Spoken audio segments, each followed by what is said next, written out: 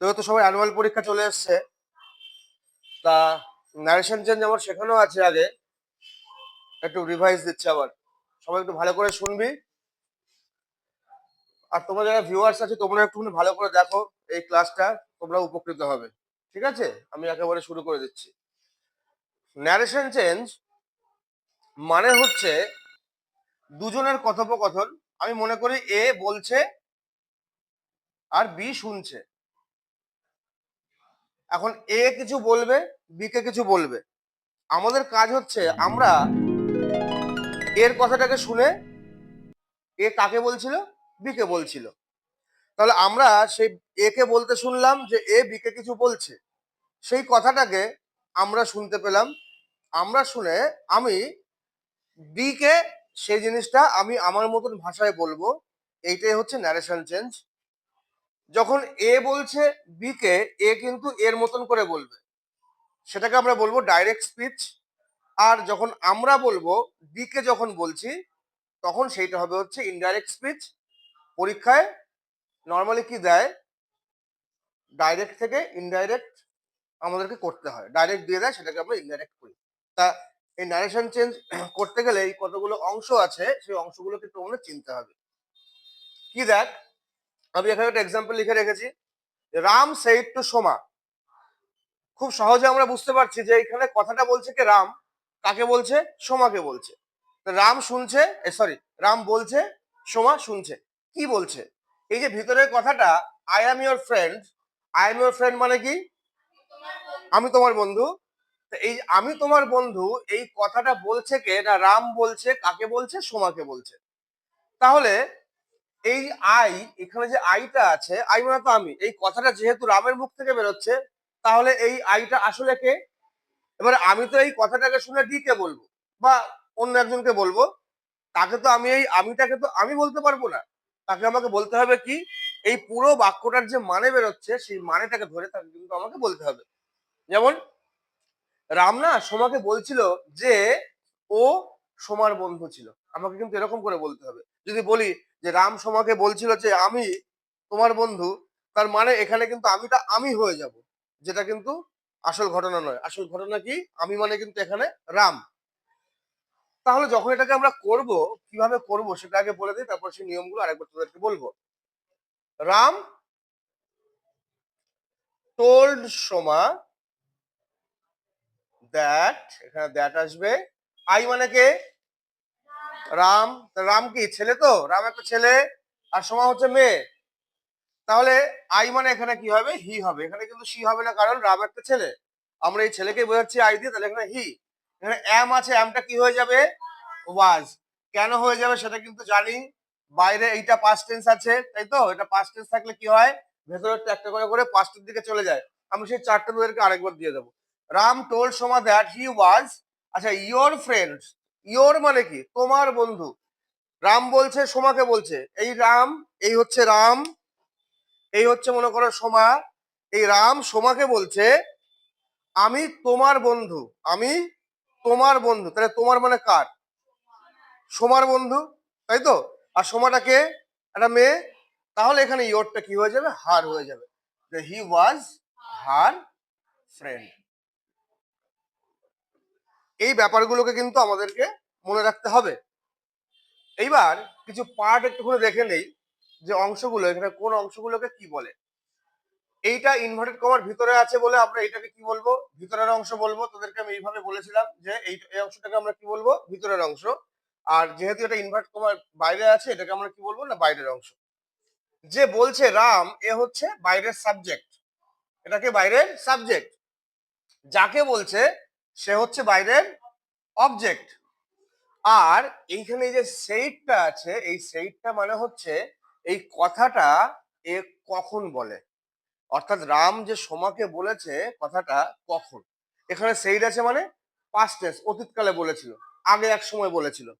এখানে কিন্তু আবার ফিউচার টেন্সও থাকতে পারে, এখানে প্রেজেন্ট টেন্সও থাকতে পারে। তার মানেটা কিন্তু সেই অনুযায়ী পরিবর্তিত হবে। যদি এখানে উইল সে থাকতো, তাহলে এর মানে কি হতো, রাম সোমাকে বলবে। আর আমরা এটাও জানি যে এটাকে আমরা ইংলিশে বলি কি না, রিপোর্টিং ভার্ব। কি বলি, রিপোর্টিং ভার্ব। এই রিপোর্টিং ভার্বটা কোন টেন্সে আছে তার উপরে নির্ভর করে কিন্তু এই ভিতরের যে অংশের টেন্স গত যে পরিবর্তন সেটাকে কিন্তু করতে হয়। বাইরে যদি পাস্ট টেন্স থাকে তাহলে, বাইরে প্রেজেন্ট টেন্স থাকলে কিন্তু সেটা আর করতে হয় না। সেই কারণেই কিন্তু এখানে যেহেতু পাস্ট টেন্স ছিল সেই জন্য কিন্তু এখানে অ্যামটা কি হয়ে গেছিল, ওয়াজ হয়ে গেছিল। ঠিক আছে, আর এই ভিতরের যে অংশটা আছে যেটাকে আমরা ভিতরের অংশ বললাম তার কিন্তু ব্যাকরণ বইতের নাম কি না, রিপোর্টেড স্পিচ। এটাকে আমরা কি বলি ব্যাকরণে, রিপোর্টেড স্পিচ। ঠিক আছে, দেখো এই 5 রকমের সেন্টেন্স বোর্ডে লেখা আছে। কি কি? অ্যাসার্টিভ, ইন্টারোগেটিভ, ইম্পারেটিভ, অপটেটিভ আর এক্সক্লামেটরি। এই যে 5 রকমের সেন্টেন্সটা কি, ব্যাপারটা কি?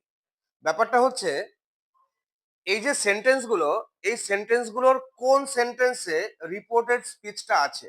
রিপোর্টেড স্পিচ মানে সেই আগের যে বাক্যে লেখা ছিল যে রাম সেড টু রমা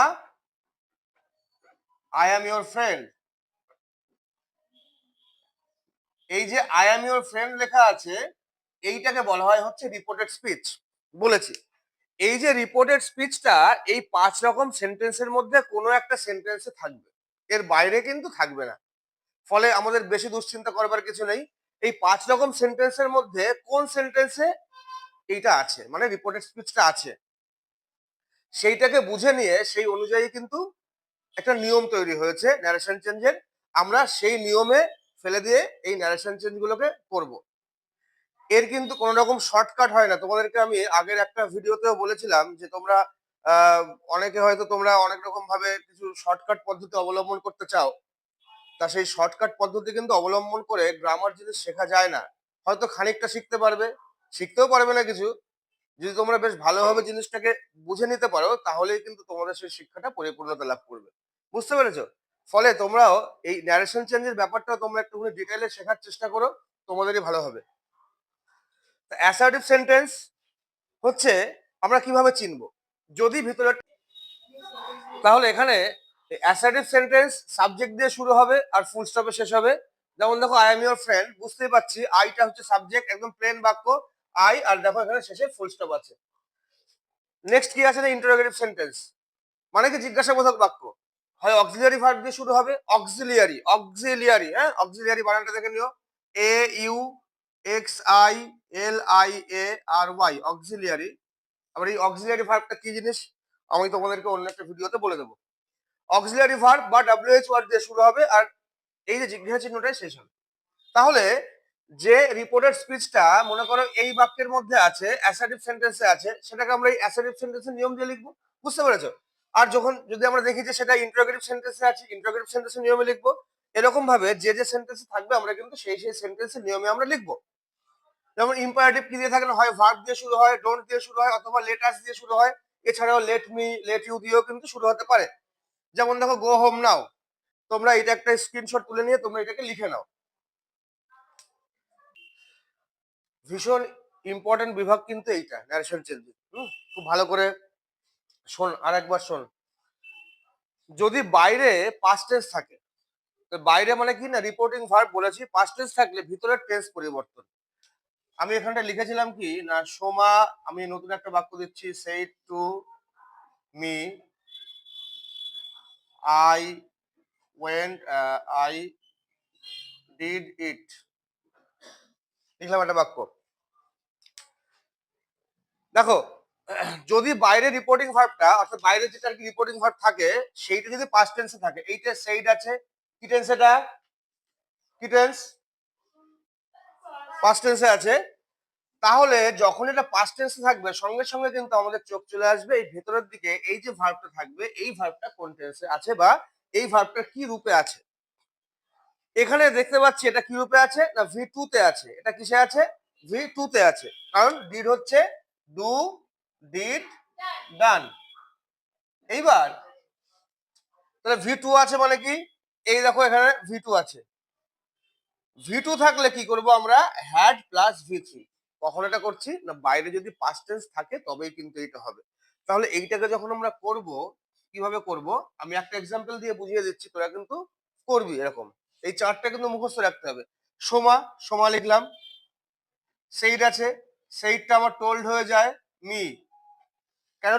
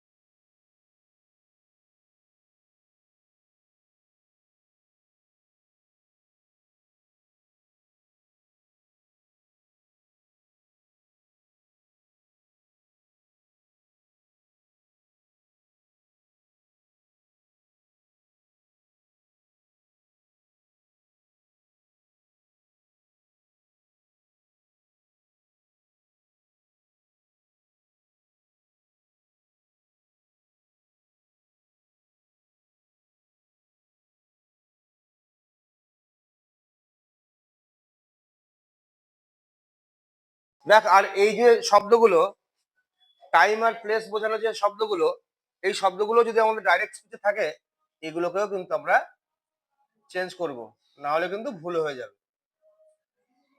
এটা একটা স্ক্রিনশট নিয়ে লিখে নেবে সবাই। Now, then, today, that day, yesterday, the previous day, tomorrow, the next day, tonight, that night, ago, before, this, that, this, those. আর যদি দাস থাকে সেটা ইন দ্যাট ওয়ে লিখবে।